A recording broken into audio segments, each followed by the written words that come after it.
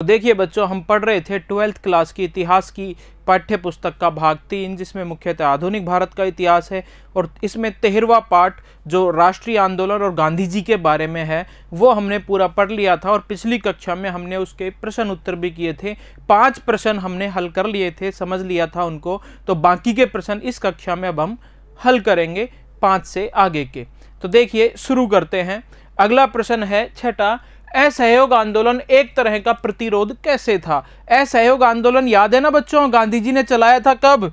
1920 ईस्वी में गांधी जी द्वारा शुरू किया गया था असहयोग आंदोलन। ठीक है, और असहयोग आंदोलन बंद किस लिए किया गया था? चोरा चोरी घटना हो गई थी 1922 में, पुलिसकर्मियों को जला दिया था, जिंदा मार दिया था जला के, हिंसा हो गई थी आंदोलन में, तो गांधी जी ने ये बंद कर दिया था आंदोलन।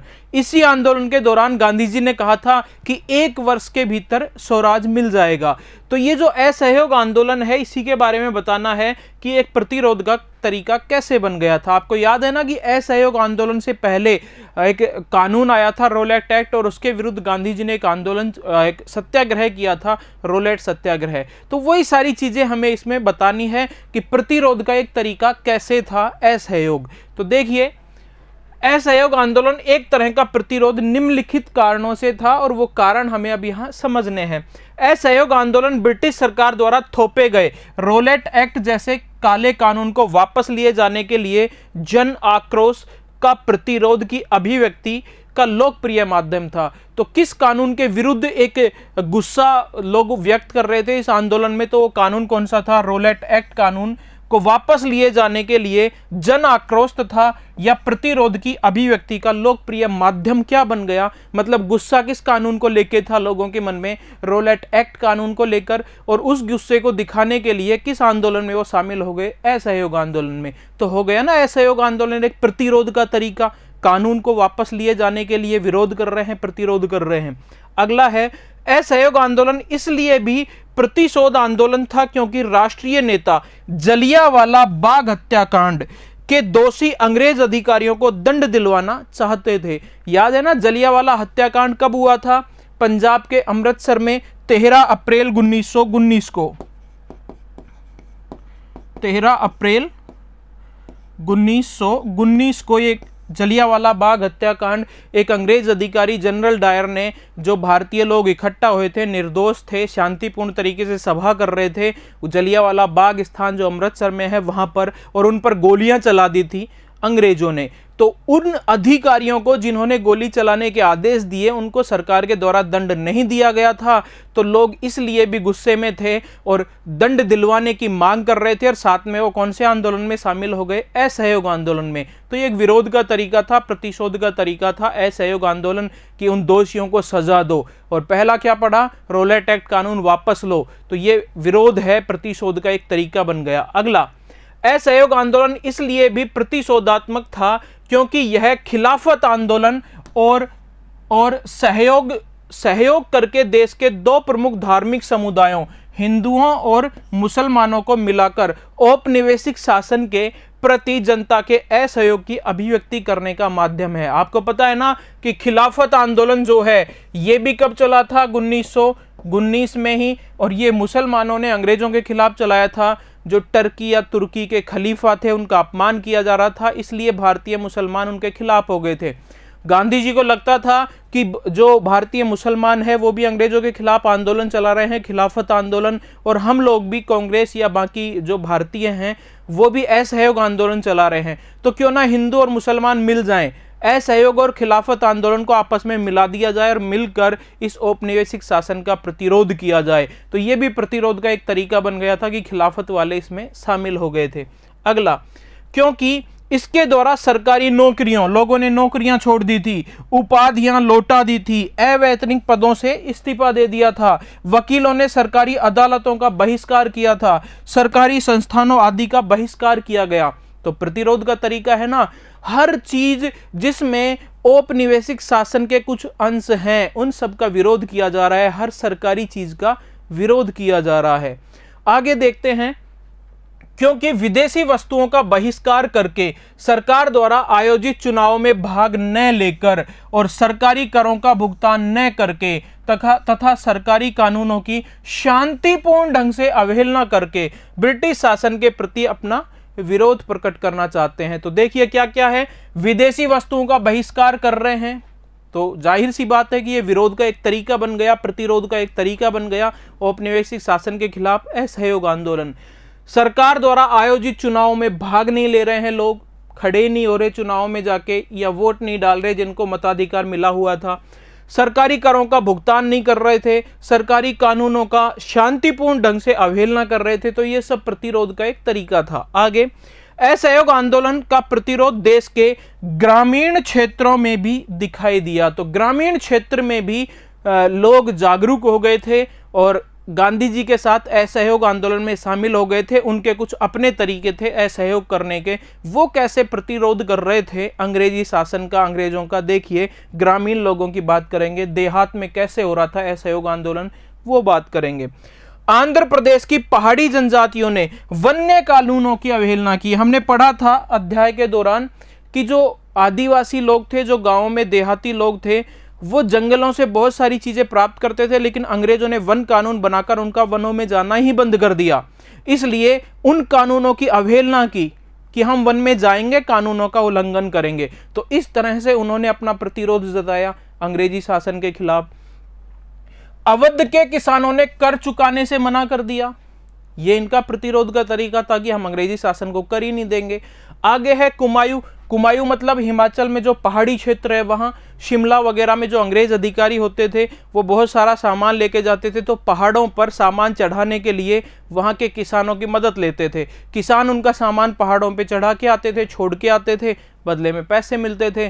तो किसानों ने वही करने से मना कर दिया कि किसी भी तरह सहयोग नहीं करेंगे अंग्रेजों का। तो देखिए, कुमायूं के किसानों ने औपनिवेशिक अधिकारियों का सामान ढोने से मना कर दिया। यह भी एक प्रतिरोध का तरीका है सहयोग के दौरान। इस प्रकार यह कहना उचित ही होगा कि असहयोग आंदोलन का प्रमुख उद्देश्य क्या था? प्रमुख उद्देश्य शासन का प्रतिरोध करना ही था। तो उम्मीद है बच्चों आपको समझ में आया होगा यह उत्तर। अगला प्रश्न देखते हैं हम। गोलमेज सम्मेलन में हुई वार्ता से कोई नतीजा क्यों नहीं निकला? तो बच्चों याद है ना, गोलमेज सम्मेलन, कितने गोलमेज सम्मेलन हुए थे? 3। कहां हुए थे? लंदन में हुए थे। पहला 1930 में, दूसरा 1931 में और तीसरा 1932 में। आपको याद है ना कि जब 1929 के कांग्रेस के लाहौर अधिवेशन में पहली बार जवाहरलाल नेहरू अध्यक्ष बने थे, मतलब युवा लोगों को कांग्रेस का नेतृत्व सौंपा गया था, उसी अधिवेशन में 1929 कांग्रेस के उसी लाहौर अधिवेशन में पूर्ण स्वराज प्राप्ति का लक्ष्य निर्धारित किया गया था कि पूरी आजादी लेंगे। और उसके बाद फिर नमक कानून के विरोध में गांधी जी ने नमक सत्याग्रह या सविनय अवज्ञा आंदोलन शुरू किया था। तो अंग्रेजों को लगने लग गया था कि अब भारतीयों को ज्यादा समय तक दबा के नहीं रख सकते, तो भारतीयों से संवाद करने चाहिए, बातचीत करनी चाहिए। और इसके लिए क्या आयोजित किए गए थे? गोलमेज सम्मेलन। मतलब भारत में कुछ संवैधानिक सुधार लागू करने चाहिए, उनकी कुछ मांगे हमें पूरी करनी चाहिए, स्वशासन उनको देने के लिए आगे बढ़ना चाहिए, कुछ स्वशासन के अधिकार उनको देने चाहिए। इसलिए वो भारतीय नेताओं से बात करना चाहते थे। अंग्रेजी जो नेता थे, इंग्लैंड में बड़े अधिकारी थे वो, और इसलिए उन्होंने लंदन में गोलमेज सम्मेलनों का आयोजन किया था, भारतीय नेताओं को भी बुलाया था। आपको याद है कि कांग्रेस ने पहले गोलमेज सम्मेलन में भाग नहीं लिया था, तो वो असफल हो गया था। दूसरे में गांधी जी गए थे भाग लेने, लेकिन गांधी जी और अंबेडकर के बीच दलितों के पृथक निर्वाचक मंडल को लेकर विवाद हो गया, मतभेद हो गया, और गांधी जी दूसरे गोलमेज सम्मेलन को बीच में ही छोड़ के वापस भारत आ गए थे। तो दूसरे में भी कोई निष्कर्ष नहीं निकला, लगभग असफल था। ठीक है, तो वही बातें पूछ रहे हैं कि फिर तीसरे में क्या हुआ, वो भी समझेंगे। तो देखिए, गोलमेज सम्मेलनों में हुई वार्ता से कोई नतीजा क्यों नहीं निकला, वही अपने को बताना है। तो देखिए, ब्रिटिश सरकार द्वारा भारतीय नेताओं से वार्ता या संवाद करने के लिए लंदन में, कहां हुई है? लंदन में 3 गोलमेज सम्मेलनों का आयोजन किया गया। एक एक करके समझेंगे कि इनमें जो वार्ता हुई उसका कोई नतीजा नहीं निकला, कोई वार्ता हुई नहीं, क्यों हुआ ऐसा? तो प्रथम गोलमेज सम्मेलन होता है लंदन में 1930 में। इस सम्मेलन में कांग्रेस ने भाग लिया था कि नहीं लिया? तो नहीं लिया। गांधी जी कांग्रेस के प्रतिनिधि थे, तो ना गांधी जी ने ना कांग्रेस का कोई नेता इसमें भाग लेने नहीं गया। इस कारण अंततः यह बैठक निरर्थक साबित हुई। मतलब भारतीयों से बात करनी है तो सब जनता से तो बात करेंगे नहीं। कांग्रेस पार्टी भारत की सबसे बड़ी पार्टी थी, सबसे ज्यादा भारतीयों का प्रतिनिधित्व करती थी, इसलिए अंग्रेज चाहते थे कि कांग्रेस पार्टी के बड़े पदाधिकारी यहां पर आए, लेकिन कोई गए नहीं, क्योंकि वो क्या कर रहे थे, भारत में सविनय अवज्ञा आंदोलन चला रहे थे। तो सबसे बड़ी पार्टी ही नहीं जाएगी तो फिर कैसे ये सब होगा। तो देखिए, इस गोलमेज सम्मेलन की विफलता पर भारतीय इतिहास के विख्यात विद्वान, लेखक, प्रोफेसर जो किताबें लिखते थे, विपिन चंद्र, क्या कहा है कि क्यों असफल हो गया ये गोलमेज सम्मेलन। उन्होंने कुछ टिप्पणी की है, बाद में उन्होंने अपनी किताब में ये बात लिखी। क्या है, गांधी जी लोगों के हृदय पर भगवान राम की तरह राज करते थे। गांधी जी जो है वो भारत के लोगों के हृदय पर वैसे ही राज करते थे जैसे भगवान राम। जब राम ही लंदन में होने वाली सभा में नहीं पहुंचे तो रामलीला कैसे हो सकती थी। इसलिए पहला गोलमेज सम्मेलन असफल हो गया। अतः सरकार ने द्वितीय गोलमेज सम्मेलन की तैयारी शुरू कर दी। अब दूसरा गोलमेज सम्मेलन होगा 1931 में, लेकिन गांधी जी तो फिर भी नहीं जाएंगे, क्योंकि गांधी जी और कांग्रेस कौन सा आंदोलन चला रही है, सविनय अवज्ञा आंदोलन भारत में उन्होंने चलाया हुआ है। तो पहले जरूर थी कि गांधी जी से कोई समझौता किया जाए, उन्हें मनाया जाए गोलमेज सम्मेलन में आने के लिए। इसलिए वहां की ब्रिटिश सरकार ने भारत के वायसराय, जिसका नाम था लॉर्ड इरविन, उससे बात की कि गांधी जी से समझौता करो, उनको समझाओ कि हम आपकी मांगे पूरी करेंगे, लेकिन आइए हमसे बात कीजिए, दूसरे गोलमेज सम्मेलन में पधारिए। इसलिए गांधी और वायसराय इरविन के बीच एक समझौता हुआ, गांधी इरविन समझौता, 5 मार्च 1931। याद है ना क्या शर्तें थी इसकी, हमने पढ़ा था। तो शर्तें क्या थी, सरकार द्वारा नमक कानून वापस ले लिया जाएगा। इरविन साहब ने कहा कि आप ये आंदोलन बंद करो। गांधी जी ने कहा कि पहले तो आप नमक कानून वापस लो, उसको समाप्त करो। ठीक है, कर देंगे। दूसरी बात, सभी राजनीतिक बंदियों को रिहा करो। गांधी जी ने कहा तुमने बहुत सारे लोगों को इस आंदोलन के दौरान शांति भंग के आरोप में जेलों में डाल दिया है, उनको भी छोड़ा जाए। तो उनको भी छोड़ देंगे, ये कह दिया। गवर्नर जनरल इरविन ने ये दोनों बातें स्वीकार कर ली कि हम ये मांगे मान लेंगे आपकी, नमक कानून भी वापस लेंगे और सभी राजनीतिक बंदियों को रिहा कर देंगे जिन पे हिंसा का मुकदमा नहीं है। ये हमने कक्षा में भी समझा था कि भगत सिंह, राजगुरु, सुखदेव वाला मैटर यहाँ क्या था। गांधी जी ने आंदोलन समाप्त कर देंगे। गांधी जी ने कहा कि अगर आप ये दोनों मांगे मान लेते हो तो हम आंदोलन समाप्त कर देंगे और द्वितीय गोलमेज सम्मेलन में भाग लेने के लिए लंदन भी चले जाएंगे। तो ऐसी कुछ मुख्य शर्त, और भी बहुत सारी शर्तें थी, लेकिन ऐसी कुछ मुख्य शर्तों के साथ ये समझौता हो गया। और फिर गांधी जी दूसरे गोलमेज सम्मेलन में हिस्सा लेने कहां पहुंचते हैं, लंदन। देखिए, द्वितीय गोलमेज सम्मेलन कब होता है, जनवरी 1931। इस सम्मेलन में महात्मा गांधी कांग्रेस के प्रतिनिधि के रूप में भाग लिया। उन्होंने कांग्रेस के प्रतिनिधि बनकर कौन गए, महात्मा गांधी। गांधी जी का कहना था कि उनकी पार्टी कौन सी है, मतलब कांग्रेस पार्टी। तो गांधी जी का कहना था कि उनकी कांग्रेस पार्टी पूरे भारत का प्रतिनिधित्व करती है, इसलिए हम जो मांगे करेंगे वो आपको माननी पड़ेगी। लेकिन चुनौतियां पेश हुई गांधी जी की इस बात को कि आप और आपकी पार्टी पूरे भारत का प्रतिनिधित्व नहीं कर सकती, पूरे भारतीयों के भविष्य का फैसला सिर्फ आप नहीं कर सकते, मुस्लिम वर्ग है उनका फैसला हम करेंगे। किसने कहा, मुस्लिम लीग ने। मुसलमानों को क्या चाहिए भारत में, क्या मांगे हैं उनकी, वो बातें हम करेंगे, आप मुसलमानों के बारे में फैसला नहीं ले सकते। राजे रजवाड़े भारत में लगभग 562 देसी रियासतें थी। तो देसी रियासतों ने भी कहा कि आप, कांग्रेस जो है वो हमारे क्षेत्र में उसका कोई मतलब रोल नहीं है, तो हमारे भविष्य का फैसला भी आप नहीं कर सकते। और दलितों का प्रतिनिधित्व करने का दावा किसने पेश कर दिया, अंबेडकर ने। तो 3 चुनौतियां यहां गांधी जी के सामने पेश कर दी भारत के ही लोगों ने।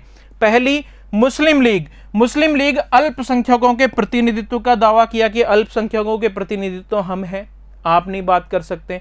दूसरी बात, भारतीय राजे रजवाड़े, इन्होंने दावा किया कि कांग्रेस को उनके नियंत्रण वाले भूभाग में कोई अधिकार नहीं है। और सबसे इंपॉर्टेंट है तीसरी चुनौती जो गांधी जी को मिली वो थी भीमराव अंबेडकर की तरफ से, जिन्होंने दलित वर्ग के प्रतिनिधित्व का दावा किया कि दलित जो पिछड़े वर्ग हैं भारत में, अनुसूचित जाति हैं, उनका प्रतिनिधि हम करते हैं, मैं करूंगा। और उनको क्या चाहिए? अंबेडकर ने कहा कि दलितों को चाहिए पृथक निर्वाचक मंडल। गांधी जी ने मना कर दिया कि पृथक निर्वाचक मंडल नहीं दिया जाएगा और दोनों के बीच मतभेद हो गया। दूसरे गोलमेज सम्मेलन में भी कोई निष्कर्ष नहीं निकला और गांधी जी सम्मेलन को बीच में ही छोड़ के वापस भारत आ गए। तो यही तो बताना है कि तीनों गोलमेज सम्मेलनों में हुई वार्ता विफल कैसे रही। तो दूसरे गोलमेज सम्मेलन में वार्ता हुई, लेकिन पृथक निर्वाचक मंडल को लेकर गांधी और अंबेडकर के बीच मतभेद हो गए, इसलिए इसमें भी कोई निष्कर्ष नहीं निकला। गांधी जी सम्मेलन को बीच में छोड़ के भारत वापस लौट आए। देखिए, बी आर अंबेडकर ने दलितों के लिए पृथक निर्वाचक मंडल की मांग रखी और गांधी जी ने क्या कर दिया? विरोध। क्यों कर दिया गांधी जी ने विरोध? ये हमने अच्छे से समझा था जब हमने पाठ का अध्ययन किया था। गांधी जी और अंबेडकर के बीच मतभेद हो गया और गांधी जी सम्मेलन को छोड़कर, बीच में ही छोड़कर भारत लौट आए। तो इस सम्मेलन में भी कोई निष्कर्ष, कोई अच्छी वार्ता हो नहीं पाई। इस प्रकार द्वितीय गोलमेज सम्मेलन में हुई वार्ता का भी कोई नतीजा नहीं निकला। अब तीसरा होगा गोलमेज सम्मेलन। तो तृतीय गोलमेज सम्मेलन फिर 1932 में। कांग्रेस पार्टी जो कि भारत की सबसे बड़ी पार्टी थी और गांधी जी ने इस सम्मेलन का बहिष्कार किया। तीसरे गोलमेज सम्मेलन में कांग्रेस की तरफ से कोई नहीं गया, गांधी जी भी नहीं गए। तो ध्यान रखना कि गांधी जी या कांग्रेस ने केवल द्वितीय गोलमेज सम्मेलन में हिस्सा लिया था, ना पहले में लिया ना तीसरे में लिया। अब जब कांग्रेस जाएगी ही नहीं, भारत की सबसे बड़ी पार्टी, तो फिर कैसे फैसला ले अंग्रेज बिना भारतीयों से बात किए? इसलिए उन्होंने खाना पूर्ति करके ऐसे ही कुछ वार्ता की और एक श्वेत पत्र जारी कर दिया और भारत के लिए अगला एक अधिनियम भी उसी के तहत फिर लागू किया गया। तो देखिए, कुछ भारतीय प्रतिनिधि, इसमें कांग्रेस और गांधी जी ने तो भाग नहीं लिया, लेकिन कुछ भारतीय प्रतिनिधि जैसे बी आर अंबेडकर ने तीनों गोलमेज सम्मेलनों में भाग लिया, मुस्लिम लीग ने तीनों गोलमेज सम्मेलनों में भाग लिया, राजे रजवाड़े जो थे, जो राजा देसी रियासतें वगैरह थी, उनमें से जैसे राजस्थान के बीकानेर के गंगा सिंह थे, तीनों गोलमेज सम्मेलन में गए थे वो। तो देखिए, कुछ भारतीय प्रतिनिधि जो सरकार की हाँ में हाँ मिलाने वाले थे, उन्होंने सम्मेलन में भाग लिया और तृतीय गोलमेज सम्मेलन में लिए गए निर्णयों को श्वेत पत्र के रूप में फिर प्रकाशित किया गया। मतलब एक पत्र जारी किया गया, उसे श्वेत पत्र कहा गया कि ये फैसले हमने तीसरे गोलमेज सम्मेलन में लिए हैं। और इसके आधार पर भी, फिर इस श्वेत पत्र के आधार पर ही 1935 का गवर्नमेंट ऑफ इंडिया एक्ट पास कर दिया गया था।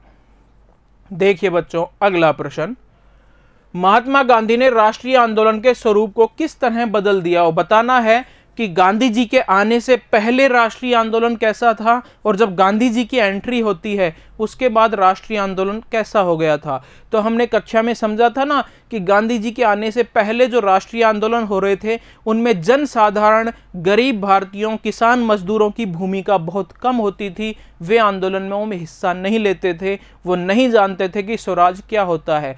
गांधी जी ने इस राष्ट्रीय आंदोलन को जन आंदोलन बना दिया था। गरीब भारतीय, आम भारतीय, किसान मजदूर सब ने आंदोलनों में हिस्सा लेना शुरू कर दिया था। तो कैसे सब हुआ वो हमें बताना है कि महात्मा गांधी ने राष्ट्रीय आंदोलनों का स्वरूप किस तरह बदल डाला।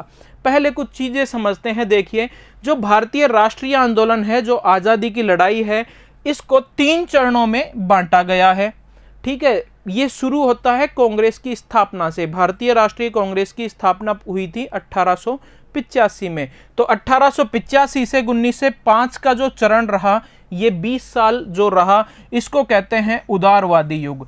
उदारवादी नेता अपने तरीके से इस आंदोलन को चलाते थे। हमने पढ़ा था ना अध्याय में, उदारवादी नेता नरम दल के नेता भी जिन्हें कहते थे, जिनमें गोपाल कृष्ण गोखले, मोहम्मद अली जिन्ना, ठीक है, मदन मोहन मालवीय, बहुत सारे ऐसे नेता थे। तो वो अपने तरीके से, उनका तरीका क्या था? अंग्रेजों को प्रार्थना पत्र लिखना, अनुनय विनय करना, एक तरह से राजनीतिक भिक्षावृत्ति की संज्ञा दे दी थी बाल गंगाधर तिलक ने उदारवादियों के तरीके। मतलब शांतिपूर्ण तरीके थे और केवल प्रार्थना पत्र वगैरह लिखना, ऐसे काम वो करते थे। आंदोलन नहीं करते थे सरकार के खिलाफ। फिर उनके तरीके जब विफल हो गए, कोई विशेष सफलता उनको मिली नहीं, अंग्रेजी सरकार उनकी बातों पर कोई ध्यान नहीं देती थी, इसलिए फिर जो गरम दल के नेता थे लाल बाल पाल, उन्होंने कांग्रेस की बागडोर संभाली और उन्होंने फिर आंदोलन का नेतृत्व किया। तो फिर ये रहते हैं 1905 से 1919, इसे कहते हैं उग्रवादी युग। और 1919 में फिर भारतीय राजनीति में प्रवेश हो जाता है गांधी जी का। अफ्रीका से आज तो 1915 में ही गए थे, लेकिन पहला बड़ा आंदोलन असहयोग आंदोलन जो 1919 में था, रोलेट सत्याग्रह जो 1919 में था, तो राजनीति में स्पष्ट रूप से गांधी जी की एंट्री 1919 में होती है। तो 1919 से 1947 मतलब आजादी तक जो आंदोलन चला वो गांधी जी ने उसका नेतृत्व किया, इसलिए इसको कहते हैं गांधी युग। अब पिछले दो चरणों और गांधी युग में क्या फर्क था, स्वरूप कैसे बदल गया था, वो ही हमें बताना है। तो देखिए 1915 में गांधी जी अफ्रीका से भारत लौटे और 1919 में गांधी जी ने राष्ट्रीय आंदोलन में प्रवेश लिया। अब क्या करते हैं गांधी जी, देखिए 1919 से 1947 ईस्वी के काल को भारतीय इतिहास में विशेष स्थान है। इस काल में एक महान विभूति जिसका नाम है महात्मा गांधी ने सत्य और अहिंसा पर आधारित सत्याग्रह, असहयोग और सविनय अवज्ञा जैसे अस्त्र शस्त्रों के साथ भारतीय राजनीति में प्रवेश किया। तो ये इनके अस्त्र थे, सत्याग्रह, असहयोग, सविनय अवज्ञा, लेकिन मुख्य क्या है, सत्य और अहिंसा पे ये बल देते थे। तो ऐसे अस्त्रों के शस्त्रों के साथ, अस्त्र शस्त्रों के साथ भारतीय राजनीति में प्रवेश लिया और किस तरह फिर ये राष्ट्रीय आंदोलन को बदल देंगे। देखिए शीघ्र ही राष्ट्रीय आंदोलन के कर्णधार भी बन गए। फिर ये गांधी जी के नेतृत्व में राष्ट्रीय आंदोलन का स्वरूप परिवर्तित हो गया और इसने एक जन संघर्ष का रूप धारण कर लिया था। आगे गांधी जी ने देश की बहुसंख्यक कृषक जनता को भारतीय राष्ट्रीय आंदोलन की ओर आकर्षित किया। साधारण भारतीय मजदूर, किसान, इनको आकर्षित किया गांधी जी ने और उसे भारतीय राष्ट्रीय आंदोलन की मुख्य धारा से जोड़ा। उनका विचार था, क्या विचार था गांधी जी का? गांधी जी का विचार था कि केवल जमींदारों, डॉक्टरों अथवा वकीलों के प्रयत्नों से देश को स्वतंत्र नहीं किया जा सकता। केवल इतने से लोग अगर प्रयास करेंगे तो देश को स्वतंत्र नहीं किया जा सकता। देश की स्वतंत्रता के लिए पूरे भारत के लोगों को एक होना होगा, राष्ट्रीय आंदोलन में शामिल होना होगा। क्या कहते हैं आगे, देश की स्वतंत्रता के लिए जन सामान्य को राष्ट्रीय आंदोलन से जोड़ना नितांत आवश्यक था, ऐसा मानते थे गांधी जी। हिंदू मुस्लिम एकता, छुआछूत समाप्त करना या इसे कह दें दलितोद्धार और महिलाओं की सामाजिक स्थिति में सुधार, तो ये तीन मुख्य लक्ष्य थे गांधी जी के कि असली स्वशासन तो जब प्राप्त होगा जब भारत में समाज सुधार भी होगा। भारत के समाज में बहुत सारी बुराइयां थी, हमने पढ़ा था ना, गांधी जी एक राजनेता के अलावा बहुत अच्छे समाज सुधारक भी थे, समाज सुधार पर भी बहुत ध्यान दिया। और गांधी जी के तीन मुख्य लक्ष्य यही थे, हिंदू और मुसलमानों में एकता स्थापित हो, भाईचारे से रहें, छुआछूत समाप्त हो, दलितों की स्थिति सुधरे, दलित उद्धार के कार्य करते थे, और महिलाओं की सामाजिक स्थिति को सुधारना गांधी जी के तीन महत्वपूर्ण लक्ष्य थे, जिसके लिए राष्ट्रीय आंदोलन को मजबूती दी जा सके। अगर ऐसा हो, हिंदू मुस्लिम साथ रहे, दलित जो राष्ट्रीय आंदोलन से अलग है, उनकी स्थिति बुरी है, वो भी अगर मुख्य धारा में आ जाएं और महिलाएं भी राष्ट्रीय आंदोलन में शामिल हो जाएं, तो राष्ट्रीय आंदोलन को मजबूती मिले ही मिलेगी। आगे गांधी जी ने सत्याग्रह और सविनय अवज्ञा जैसे सिद्धांतों पर आधारित संघर्ष की अपनी नवीन विधि का प्रयोग करके राष्ट्रीय आंदोलन को जन सामान्य का आंदोलन बना दिया था।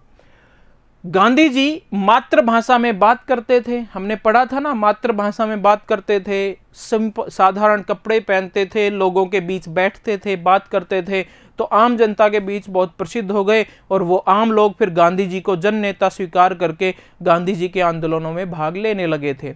तो गांधी जी मातृभाषा में बात करते थे, जिससे लोगों का जुड़ाव राष्ट्रीय आंदोलन से हुआ। साथ ही कांग्रेस की प्रांतीय समितियां भी भाषाई क्षेत्रों के आधार पर बनाई गई। गांधी जी से पहले जो कांग्रेस समितियां होती थी वो भाषाई आधार पर नहीं बनती थी, अब भाषा के आधार पर कांग्रेस समितियों का गठन होने लगा। इन भिन्न भिन्न उपायों ने देश के दूरवर्ती भागों में राष्ट्रवाद के प्रसार में महत्वपूर्ण योगदान दिया। किसानों श्रमिकों, कारीगरों ने हजारों की संख्या में राष्ट्रीय आंदोलन में भाग लेना शुरू कर दिया था। तो इस तरह गांधी जी ने राष्ट्रीय आंदोलन को बदल दिया था। ठीक है, तो देखिए अगला प्रश्न, निजी पत्रों और आत्मकथाओं से किसी व्यक्ति के बारे में क्या पता चलता है? हमें बताना है कि पत्र लिखते हैं एक दूसरे को, जैसे गांधी जी ने नेहरू जी को लिखे, नेहरू जी ने गांधी जी को लिखे, या आपस में जो भी डॉक्टर आपकी बुक में दे भी रखा है कि राजेंद्र प्रसाद नेहरू और गांधी जी के बीच, डॉक्टर राजेंद्र प्रसाद, गांधी जी और नेहरू जी के बीच जो पत्र व्यवहार हुए, उन पत्रों से हमें क्या पता चलता है उनके व्यक्तित्व के बारे में, और ये स्रोत सरकारी ब्यौरों से किस तरह भिन्न है। कुछ चीजें सरकारी ब्यौरों में, सरकारी लेखों में नहीं होती थी, वो कैसे भिन्न है वो हमें बताना है इसमें। तो देखिए, निजी पत्रों तथा आत्मकथाओं से किसी व्यक्ति के बारे में हमें निम्नलिखित जानकारी मिलती है। निजी पत्रों और आत्मकथाओं से तो क्या जानकारी मिलेगी? संपूर्ण जीवन वृत्त।